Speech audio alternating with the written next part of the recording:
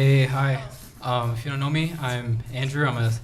Also a senior in JN, so I won't be here next year. I thought that I might be, but I will not be here next year. Um, oh, am I alone now? Okay. Um, cool.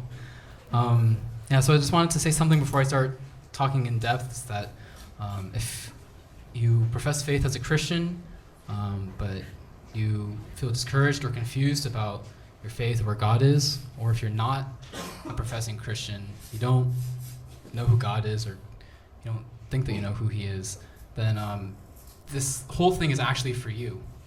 You might feel out of place because there are all these songs that maybe you don't understand, or they don't make sense to you, but this is all for you. It's not for us. So the theme of our concert is the word stained. It might not be totally clear what that means to any of us, including me, but there are actually three important aspects of the Christian faith that I hope to communicate to you in this short time that I have. And I'll actually lead with those 3 points. So it's kind of simple, actually. There are ways of thinking and ways of life that Christians acknowledge it to be sin, something that is not pleasing to God or something that doesn't bring us closer to Him.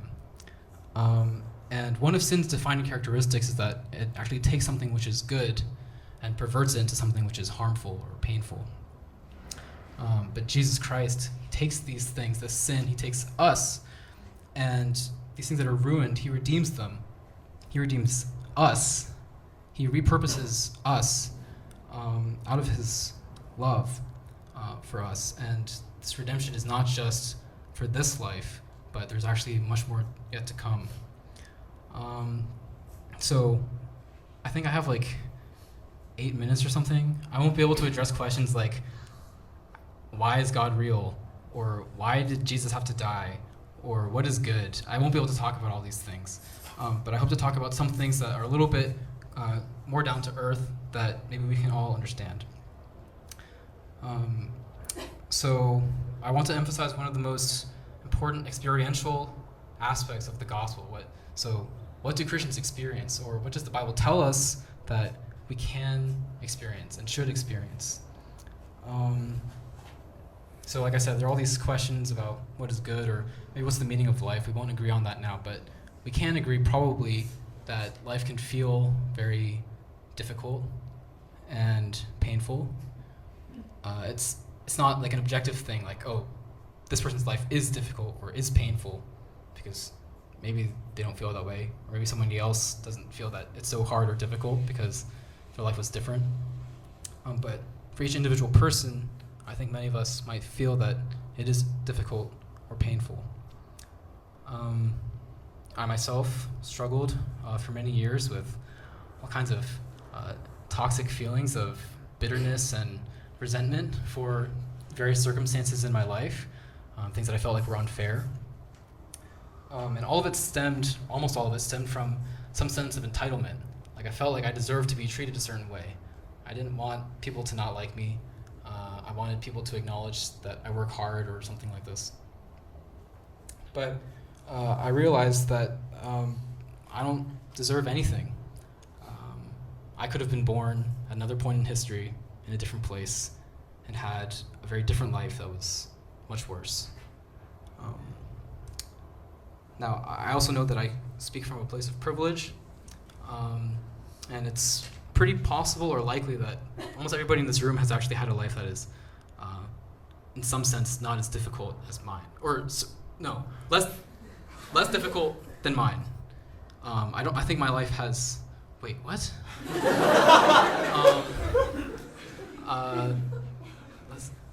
My life has been, I think, objectively pretty easy, but I didn't always feel that way. I could still feel really unhappy about things that happened to me. But in spite of that, I hope that we can build off of the common experience of emotional and maybe spiritual burdens, things that make us uncomfortable with who we are and where we are, and the lives that we have. But here's one aspect of the gospel, good news. Jesus can set us free from those things. So if any of you have known me in the last year, you've heard this before. It's not something new that I'm coming up with here. But something negative that you've experienced, you name it, Jesus can set you free from it. Whether it's bitterness, jealousy, frustration, anger, dissatisfaction, these things that poison our lives and our relationships with people. That they exist, we can acknowledge, and we don't have to feel guilty about that. I think Chanyoung was just talking about guilt and shame. We can be set free from those things as well. And we can instead have joy and peace, satisfaction. We can feel grateful, and we can have purpose through understanding that there's one God that loved us before we ever acknowledged him. And so maybe there's one natural question if you're skeptical, which is like, where does this come from? Do you just fool yourself into believing, oh, my life is actually okay, and this, I'll just be happy? Actually, that joy and peace and satisfaction really comes from the last thing that I mentioned, which is purpose. If you understand your identity as a human, what your purpose is, then all those other things can come naturally. And I guess I'd like to give an illustration which will hopefully finally tie back to the theme stained. In the Christian community, speakers tend to do this thing, which is like give illustrations. It's like you give an analogy because humans like analogies. I didn't want to, but it seemed inevitable. So here's the analogy. It actually is with stained glass windows. If you go to like an old chapel or an old church, they'll have some stained glass windows, and you can't really actually see the outside world very much through them. If it's just like one color, then you can probably see through it. But if it's like elaborate and intricate, like a lot of old stained glass windows are, then you can't really see through it. So you might think this is a garbage window, like I can't see through it, so it's not helpful to me somehow. But obviously to think that way is not the point. The purpose of the stained glass window is not for you to see through it, it's for light to come through and for you to acknowledge its beauty.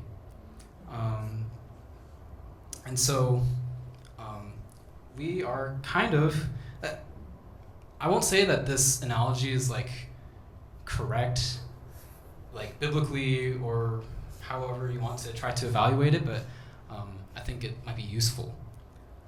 So we're all kind of like stained pieces of glass. We've been stained by our insecurities and our failures.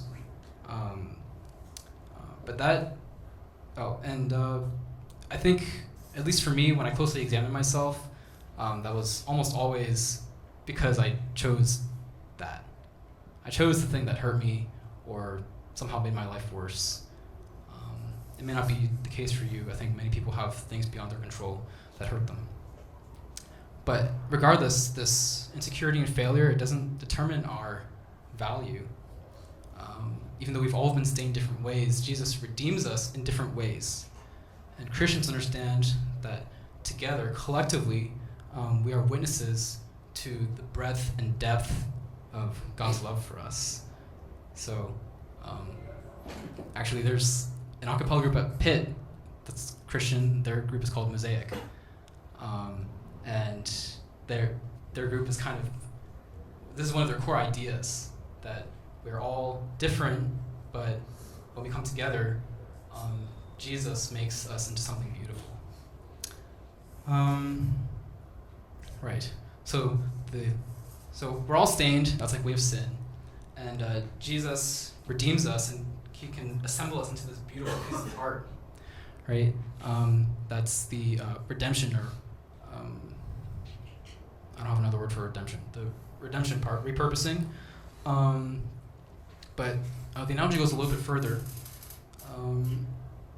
Like a stained glass window, it's not assembled by like a master artisan just so that it can be appreciated for a few moments and then immediately dashed to pieces. Like, he just breaks it. It's like, oh, well, that was, you know, a nice use of like 6 months or something. I don't know how long it takes to make a stainless window, but maybe it takes a while. But it's really meant to last. It's meant to be appreciated for as long as it can be. And in these brief words, this is the last and most important part of the gospel, that there's something much more beautiful and lasting beyond this life that we are meant for. Some kind of eternity. I don't know exactly what it is. I don't know how time works after this life. But some kind of eternity in a perfect relationship with God and our siblings in this adopted family. You know, 'cause we didn't start out in a relationship with God, but He really adopted us. And this blessed assurance that we have this eternity with God, it transforms our lives and leads us to that precious joy and peace and satisfaction. And this is actually the value of being a Christian in this life. Christianity, or being a Christian, is not just all about suffering and, you know, trying to convince yourself that you should be happy. But in some mysterious way, it's about actually being happy in spite of whatever happens to you. So I don't know how much time I've used, but this is just a short declaration of a couple of aspects of our faith that I found to be important, although I'm a poor representative. As we move towards the end of our concert, I hope that you begin to ask yourself some bigger questions.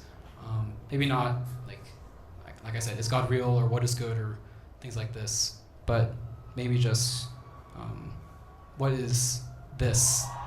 Like life in this world, what is it really all about? And I hope that you start to ask those questions. Even though finals are coming up, so like maybe take care of your finals. I think you should actually take care of that. But I hope that this will start to get you to think about some of these things. What is life really about? So with that, I think I'm allowed to invite the rest of the group back up. Thanks.